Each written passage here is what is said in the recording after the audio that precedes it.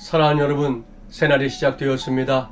여전히 세상이 흉흉하지만 그런 세상 속에서도 하나님의 인도하심을 받는 귀한 날이 되기를 간절히 바랍니다. 오늘 여러분에게 전하고 싶은 하나님의 말씀, 구약성경 역대하 26장 16절 말씀입니다.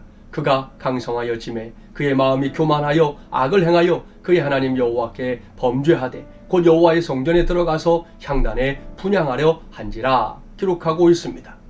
이 말씀에 나오는 그가 누굽니까? 남유다 왕국의 제13대 왕이었던 우시야 왕을 가리킵니다. 이 말씀 앞에 나온 기록을 보면 우시야 왕 시절에 하나님께서 그 나라에 크신 은혜를 베풀어 주십니다.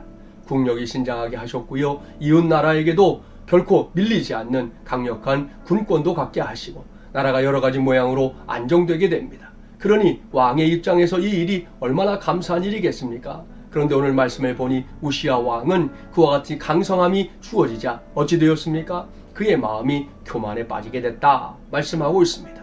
그리고는 무슨 일을 행하고 있습니까? 그가 왕으로서 여호와의 성전에 들어가서 제사를 집례하려 했다는 겁니다.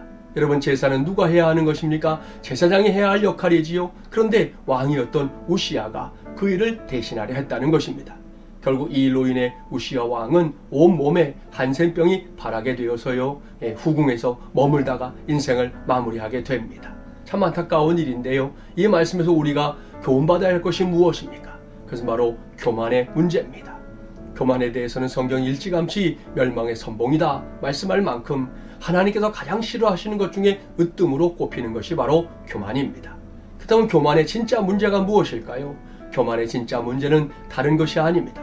그 눈에 다른 게 보이지 않고 오로지 나만 보인다는 것입니다. 사람이 보이지 않는 건 말할 것도 없고요. 심지어 하나님도 보이지 않고 오로지 나만 보이는 것. 이것이 교만이 갖고 있는 가장 큰 문제라는 것입니다. 오늘 말씀에 등장하는 우시야도 그러했기 때문에 여호와의 성전에 들어가서 행하되 조심스럽게 행하지 아니하고 자신이 왕으로서 가장 강한 왕이다라고 하는 그 마음 때문에 제사장들이 해야 될 일을 자신의 손으로 행하고까지 하고 있는 것입니다. 이와 같은 어리석은 교만, 저와 여러분은 반드시 물리쳐야 할 것입니다. 오늘날 우리 시대가 여러 모양으로 사람들에게 교만을 속삭이는 시대입니다.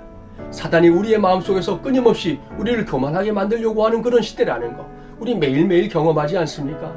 이러한 때 그 교만을 물리치고 진정으로 하나님 앞에 겸손한 자가 되는 것, 그것만이 저와 여러분의 선택이 되어야 할 줄 믿습니다. 그리할 때 하나님은 교만한 자를 물리치시지만 겸손한 자에게는 은혜를 베푸신다 약속하셨는데요. 오늘도 이 하루가 그 은혜를 마음껏 누리는 귀한 하루가 되기를 주님의 이름으로 축복합니다.